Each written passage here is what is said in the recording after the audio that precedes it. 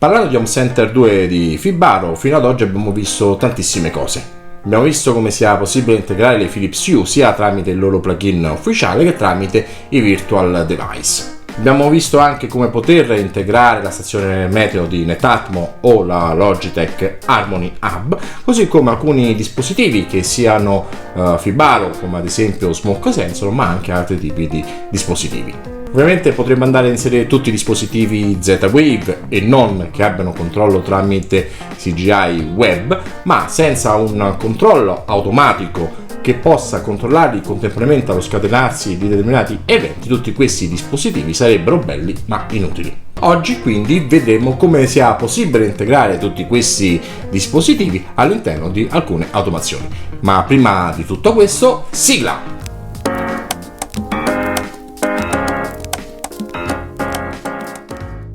Ciao ragazzi e benvenuti a un nuovo video targato Mr. Apple.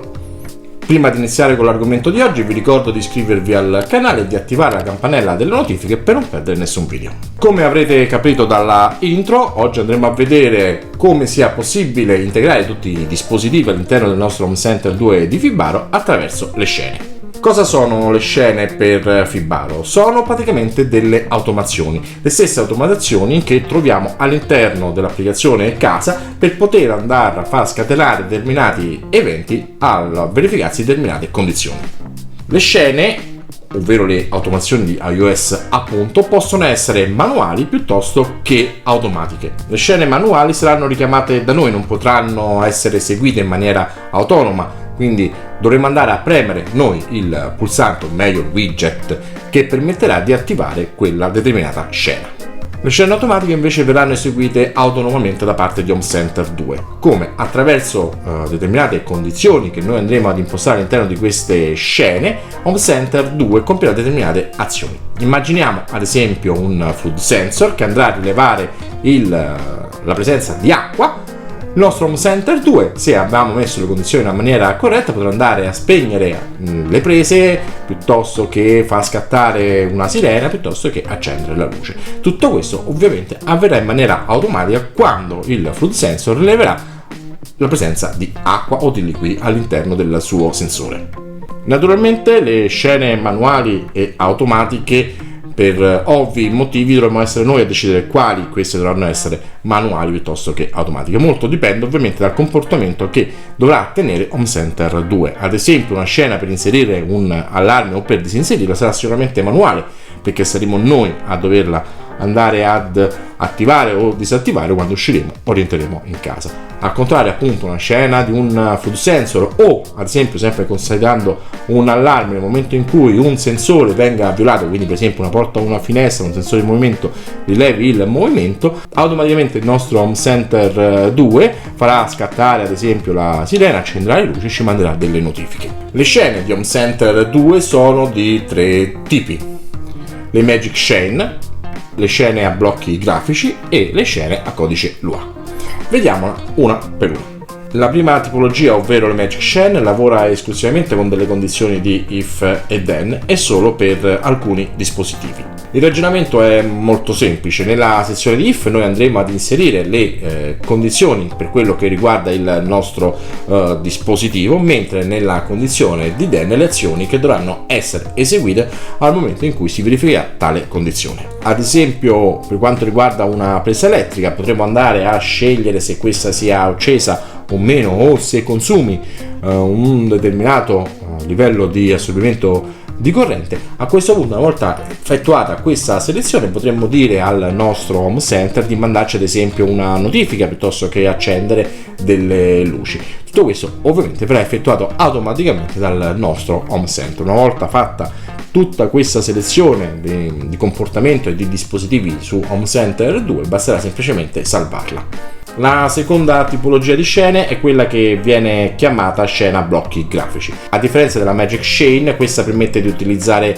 non solo dispositivi presenti all'interno della Magic Chain, ma potremo andare ad utilizzare delle variabili per far scaturire determinati comportamenti e potremo andare anche a controllare dei dispositivi virtuali nelle condizioni in cui nel momento in cui si andasse a verificare un determinato evento. Un'altra differenza rispetto alla Magic Chain per quello che riguarda la scena blocchi grafici è che potremo andare ad inserire un maggior numero di controlli e soprattutto di dispositivi da controllare contemporaneamente rispetto a quella che era la Magic Chain. Come abbiamo visto, infatti, la Magic Chain possiamo andare a inserire un solo dispositivo, all'interno invece del blocco grafico potremo andare ad inserire molti più dispositivi. Un esempio molto semplice è quello che riguarda sempre il nostro impianto allarme. Se noi abbiamo due sensori alle finestre, potremo andare a inserire all'interno delle condizioni, se questo è violato ma è armato, per entrambi i sensori potremo andare a far scattare la sirena.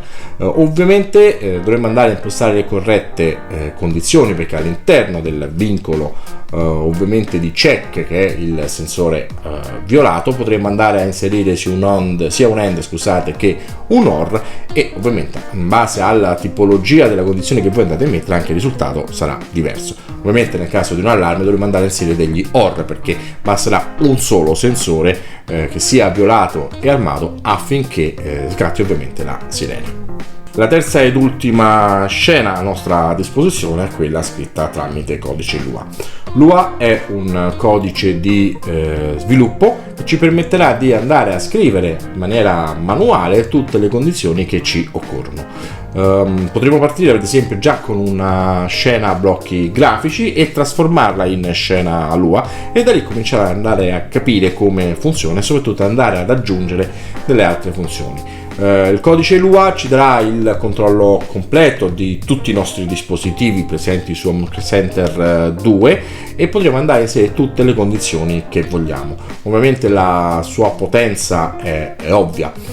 Immaginate di voler cambiare le icone della scena quando noi andiamo a inserire un allarme piuttosto che quando va a scattare. All'interno di una scena Lua potremo andare a inserire i vari codici che servono per fare la modifica della cancina, mentre per quanto riguarda le altre due scene questa non è possibile. È ovvio che dobbiamo conoscere sia il linguaggio di programmazione Lua che tutto ciò che permette Fibaro di fare attraverso Home Center 2.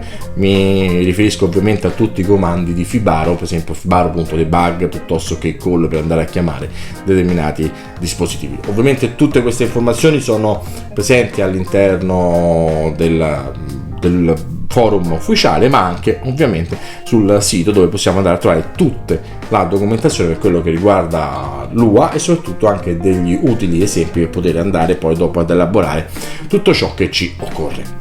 Nel mio caso io ho alcune scene ovviamente prese dal forum Fibaro, come avete visto in altri video, ma anche delle scene scritte da me, come per esempio una per andare a cambiare tutte le iconcine, piuttosto quello che degli allarmi ed altre. Questo perché mi sono man mano impartito appunto con il linguaggio Lua, e adesso praticamente utilizzo solo questo sistema per andare a costruire tutte le mie scene.